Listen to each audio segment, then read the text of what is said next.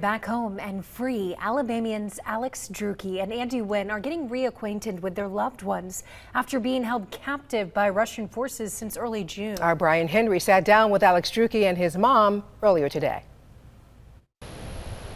In his mother's home on a quiet street in Tuscaloosa County. And so then they finally... The coffee never tasted so good for Alex Drueke and his mom, Bunny. It's still very surreal. Sometimes I feel like I'm just home for my 2-week R&R and I'm ready to go back. Sometimes I feel like I've never left home. But Alex Drueke did leave home, left the country to volunteer his training as a former military man to help Ukrainian forces fight Russia.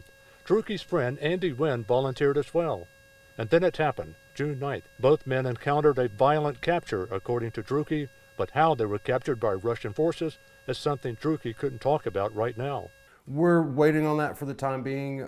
We know our perspective on the situation. We're talking to some of the guys we serve with to get their perspective. And then, of course, we need to talk to all the government agencies for a good debrief before we start getting into details on that. Oh, yeah. Bunny Drueke recalled the very moment she laid eyes on her son for the first time in months in New York last week, their first stop on American soil before coming home to Alabama. And I heard, "Hello, Mama."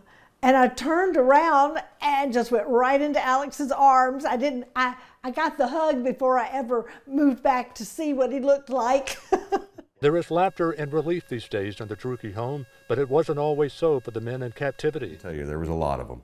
There were many dark days. We played a delicate balance of, you're down in the dumps, so I've got to be up, or let's just tell jokes that they're not even funny. Just a few days removed from captivity, Alex Drueke is 30 pounds lighter, but overall in good shape.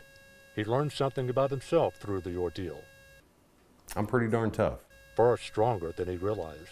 In Tuscaloosa, Brian Henry, WBRC Fox 6 News, on your side.